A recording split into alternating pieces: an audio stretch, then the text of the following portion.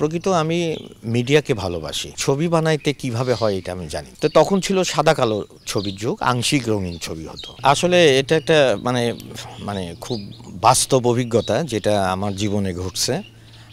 প্রকৃত আমি মিডিয়াকে ভালোবাসি।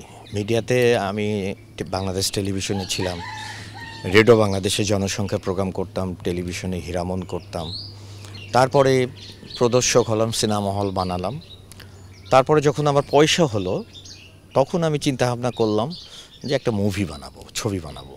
যেহেতু সিনেমার সাথে সংপৃক্ত আমি, ছবি রিলিজ প্রিন্ট নেই। আমার হল সজনী সিনেমা হল, বিশাল সিনেমা হল।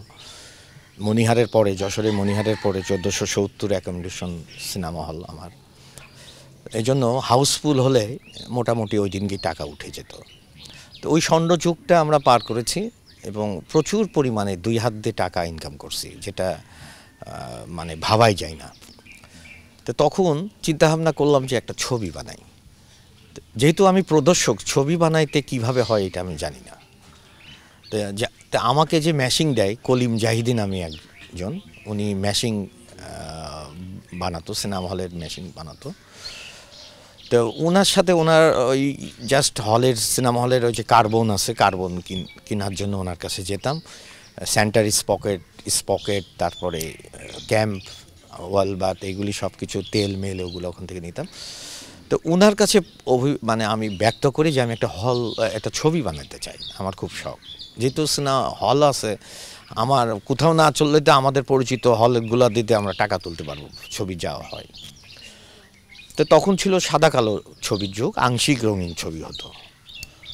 তো ডিসিশন নেওয়ার পরে সে রাজি হয়ে গেল যে ঠিক আছে। বললাম আর্টিস্ট কে? তখন এমরান, এলিজা চিস্তি, খালেদ আক্তার কল্পনা, তারপরে সাবিয়া, এই কাস্টিংয়ে ছবির নাম দিল বধূ বদল।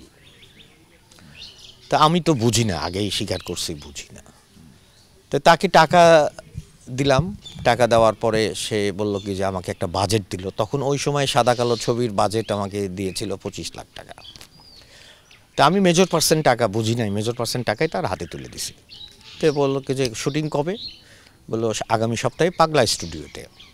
তা আমি পাগলা স্টুডিওতে গাড়ি নিয়ে, যেহেতু এতগুলা সিনেমা হল আমার ঘাড়ের উপরে, তখন আমি পাগলা স্টুডিওতে গেলাম যে আমার শুটিং চলতেছে। এই অ্যারেঞ্জমেন্ট সব ডিরেক্টরই করছে। তারপরে শুটিং স্পটে তো কিছু বুঝি না, দেখছি কি যে হাফ প্যান্ট পরে আমাদের ক্যামেরাম্যান ছিল কায়ুম ভাই, বেঁচে আছে কিনা জানি না। তো পাগলা স্টুডিওতে দেখছি কি যে আমার শুটিং চলতেছে, শব্দও হচ্ছে, ক্যামেরাও চলতেছে। তো বহুত দিন পর আমি বললাম আমার প্রিন্ট কোথায়, আমার নেগেটিভ মানে জাস্ট শুটিংয়ের ফুটেজ কই? তখন ফুটেজ দিতে পারে না। আমি বললাম এডিটিং করবে কে? এডিটিং কয়েকটা এডিটরের সাথে আমি কথা বললাম এফডিসিতে ঢুকে। আর তখন হচ্ছে আমাদের এফডিসি আমরা ঢুকতাম এই জন্য ছবি দেখার জন্য, ছবিটা কী অবস্থা হয়েছে রেন্টাল করার জন্য।